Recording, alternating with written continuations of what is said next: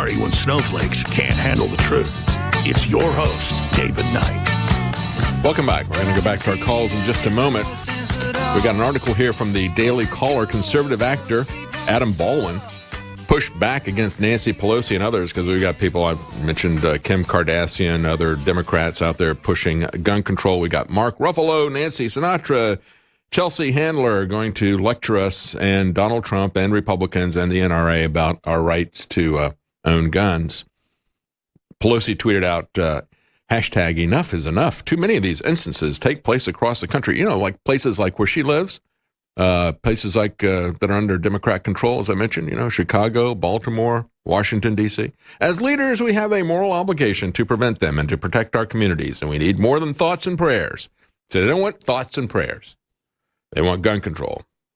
I talked about how yesterday, the last couple of days, we've had this same crowd pushing the idea that Christians are mentally ill. So no prayers, please, no prayers for anybody. No sympathy for anybody. And no effective means here. So Adam Baldwin comes out and he says, Nancy Pelosi, again demanding gun control.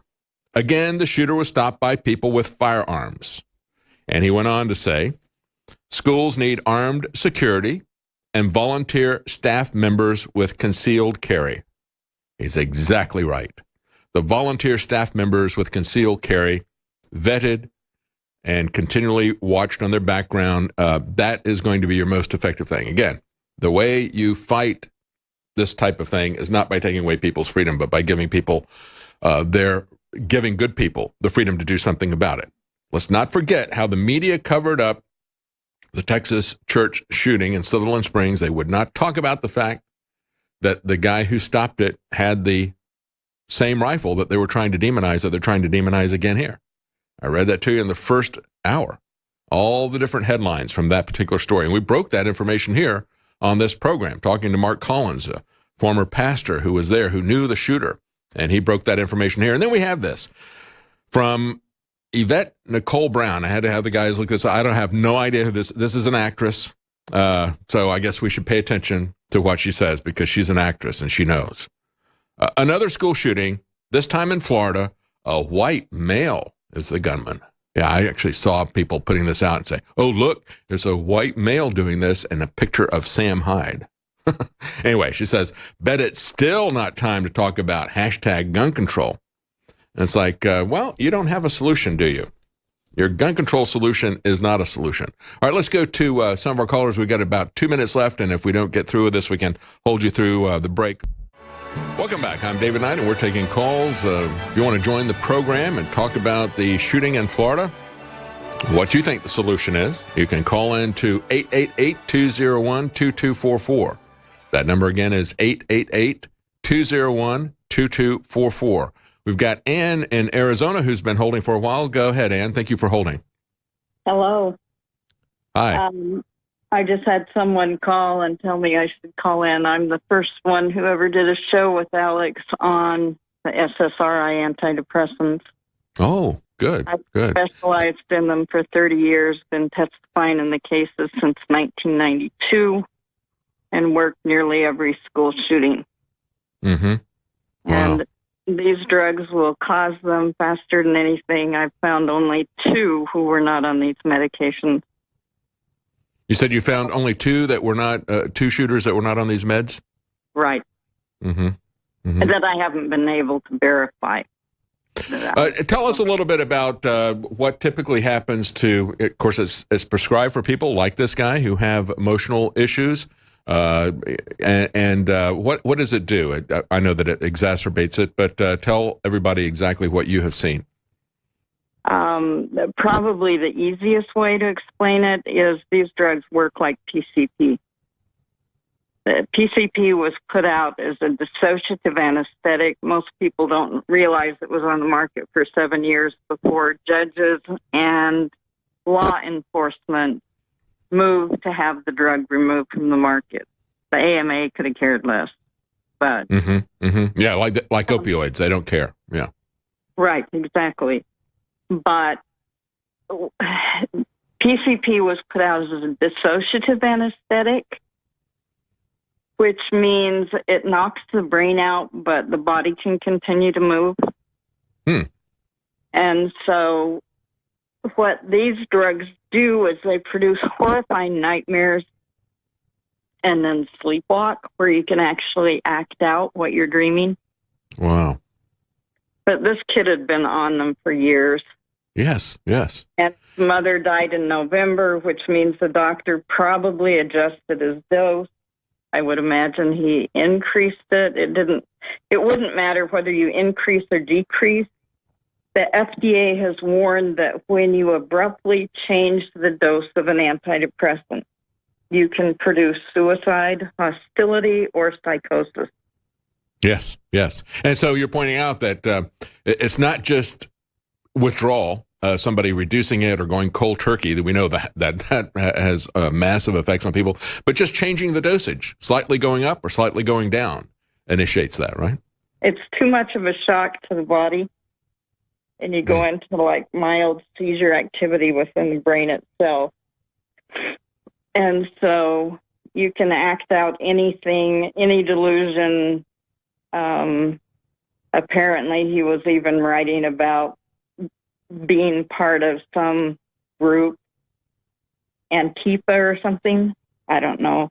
But they do that all the time. They have for the 30 years that I've looked into these. They join white supremacist groups. They join all kinds of different really weird things. They join motorcycle gangs. They do anything that's just bizarre and out of character for them. They'll run away from home. They do leave their churches. They can't feel God anymore. In fact, if you remember the 14-year-old girl that did the school shooting in Pennsylvania back in the 2000s, I called her attorney right after it happened, and I said, you need to look for these drugs because they're behind nearly every school shooting. That's right. And, of course, I knew he was bombarded with reporters right then, so I didn't expect a whole lot. I just wanted to put the thought in his mind. And he just said, okay, and I said, I'll let you go. Well, that weekend, Connie Chung interviewed her on 2020, and she said, I don't understand, because this happened to the Catholic school. And she said, how do you go from having Mother Teresa as your hero and idol in life and wanting to become a nun to shooting your best friend at school? And the girl thought for just a minute, and she said, well, I just couldn't feel God anymore. I said, bingo. So I called the attorney the next morning, and I said, I have no doubt that your client was on these drugs, and this is why. And we just heard the same thing from Liz in Staten Island in the last hour, talking about the massive changes, the complete personality changes in her daughter, who was in college at the time, after they put her on some of these drugs without the mother's knowledge when she went away to college. And they do that. They'll target those kids like crazy because they know they don't have any family support because they're out of the home for the first time. Great time to grab them, get them hooked on these drugs. They've got a customer for life.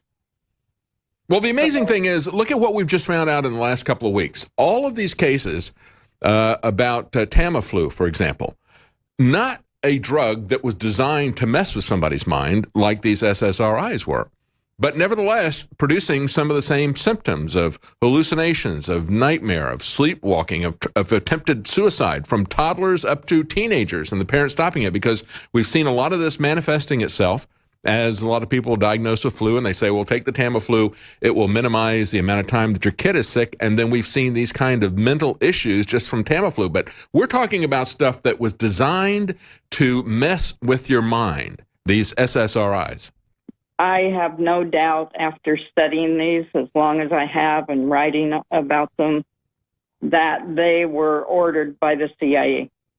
Because what happened was Well, that's why they started doing all the studies on drugs and affecting minds. I mean, they created LSD, and it was their design it was a very crude form of mind control and manipulation to do it chemically. Now they're getting far more sophisticated in it. They're not, but all this stuff is still out there and affecting society. Yeah, LSD was their drug of choice. In fact, they took 80% of their initial budget, put it in a brown paper bag, and sent 2 agents to Sandoz Pharmaceutical in Switzerland to buy up all the LSD that they had. When they got there, they found out they only had a couple of ounces because they were growing it from ergot fungus. And they said, well, we need a lot more than that if we're going to use it for a mind control drug. So they came back to the U.S., went straight to Eli Lilly, and said, we need a synthetic version of this drug so that we can use it for mind control. We've got to do all these projects and see how well it works for mind control. Yeah. So Lilly offered to deliver it by the truckload. And then when Congress pulled the drug and they banned it, reporters went to the CIA and they said, well, what are you going to do now that you don't have LSD? What are you going to do? They said, we'll look to the pharmaceutical companies to see what they come up with in the way of a drug used for psychoanalysis that we can use for mind control. They may as well put up a big neon sign, hey, you want a big government contract? Give us a new drug. And who comes out with the next one?